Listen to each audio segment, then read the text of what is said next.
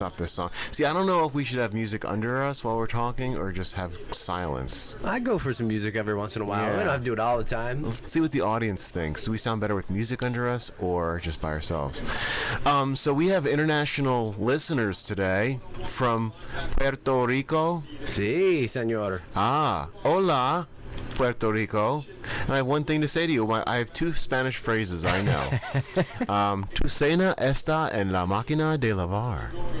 You know what that means? No, you know more Spanish than I do, and I'm Puerto Rican. That's sad. Yeah, really? Yeah. You didn't take Spanish in high school? Yeah, I just passed because they thought I knew enough because I was Puerto Rican, so they just passed me. They were afraid of losing their hubcaps? Maybe. Oh. Or I'll cut you. I could cut you. But what I said, tu cena está en la máquina de lavar, that is, your dinner is in the washing machine. Excellent. So it's not really useful in everyday life, but it sounds excellent. It does sound excellent. I can order 2 beers and ask where the bathroom is. That's pretty much Baños. all you need. Bathroom. Maybe the library. La biblioteca. Biblioteca. Sí. Yeah, everything sounds a little better in Spanish sometimes. That's true. Mm-hmm. So let's see. We're a little late today. I'm really getting used to this whole setup. Rohawk, I'm really, it's really odd to have actual equipment to use instead of just a phone or have people behind me. But we're figuring everything out. I wanted to talk about 9/11. Because, yeah, I don't want to make it. No, we want to talk about 9/12. We want to talk about 9/12 also. We're going to talk about 9/12 because today is 9/12 and we're a day after 9/11. So everyone, I'm sure, has done their moment of silence. I did my moment of silence because I was actually sleeping at the time yesterday. So that was I guess, silent enough. I was maybe snoring, but I was totally out of it. You weren't quiet enough. I heard you snoring. Yeah. So I was looking up some facts on 9/11, and did you know that the lowest contraception rate in America as a country in 100 years was the evening of 9/11? Are you serious? Yeah, what were you doing 9/11? I think I was probably sleeping. During the day, I mean, I saw it on TV. I was unfortunately married at the time, so I definitely was probably sleeping. You were living with her? Not to rehash, but unfortunately, yes. So, but you didn't have any sex that night, correct? No, nothing. No really? coitus, no nothing. Nothing. I didn't have sex either, but that's because I was single at the time. Well, but then you could have by yourself. I mean, that's a choice on your own. But that's one of those things you wonder if people to ease their pain and their just because everyone was in a state of shock that day, stunned, shocked, sad. I mean, a mixture of emotions. Why are you smiling? I was just giggling. Well, it's not funny. We're talking about 9/11. I know, but I'm not laughing about that. It's a moment of solemn. Before we talk about sex, we're going to talk about what happened. That's why I was giggling. You said sex. I'm like a 12-year-old. Yeah, I know. But so yeah, the rate of conception must have been lower. I mean, if you look at the births 9 months after 9/11, I wonder if it took a major dip.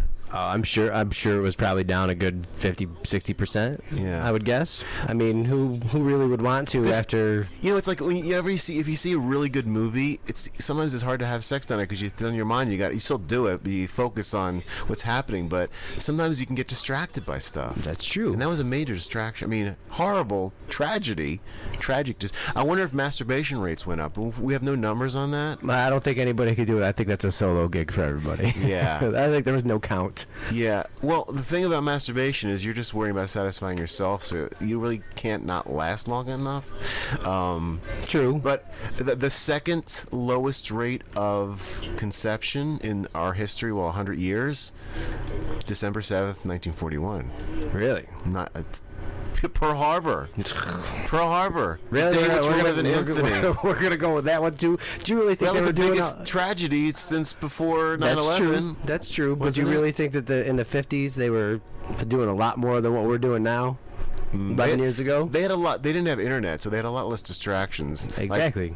Like hey, honey, I know the Japs bombed Pearl Harbor, but get over here. I need some relief. Wait to turn on the ham radio. Let's go. Yeah. So yeah, December 7th. I used to know a woman who thought Pearl Harbor was this woman that lived in Hawaii. Did you know that? Really? She insisted that. No, I was like, no. That was a horrible bombing by the Japanese. It started us off into World War II. Yeah. So yeah, I think 9/11. We weren't even sure we could laugh. I think it took 2 weeks for like Letterman to go back on the air, and that Zoolander movie wasn't released. I think on time, or was it released on time? Because it was close. I think it was close. There was a general consensus, like if you laughed at anything after 9/11, you were a bad American. You were a prick. You were a prick, yeah. What are you laughing? You know how many people died in that building? I'm like, yeah, but come on. But I mean, I don't want to be come off as unsensitive. I mean, 3,000. Right? 3,000. But I make up my own words, Chris. You know, come on. It's the first day and you're going to give me crap already. How about crapola? Is that no, it's unsensitive. It's insensitive. Come on, man. But I mean, what you going to be talking about? You could compare it to a lot of things, but I mean, and again, it all comes over and boils over to today, where everybody kind of, you saw the post yesterday where everybody remember this, remember that. Yeah. And today was the day where everybody as a country kind of got together, but you don't hear the talk about it. I'm flying the flag in my car. They're not doing it today. Right. Now it seems like with the political, the election coming up, everyone's American, but they're on two major different sides, a lot of people. And there's a lot of accusations that this side isn't American enough and that side isn't American enough. I don't know. Did you do a lot of convention viewing? I don't dabble in politics. I pay attention a little, but I watched enough clips to get a general idea. I watched most of what Ryan said. I watched a little of Romney. I had to see the Clint Eastwood clips. I mean, oh my God. Train wreck. You know what?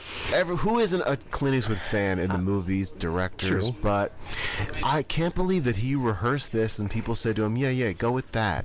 Go with the empty chair. Do you think Slick Willie practiced his before he went out there? Everyone practiced, I'm sure, but to me, to draw focus away from, why not look directly into the camera and say, President Obama, I'm talking to you.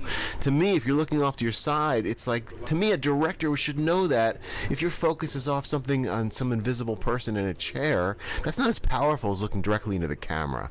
That's very true. It's very true. So I was really like it was uncomfortable, right?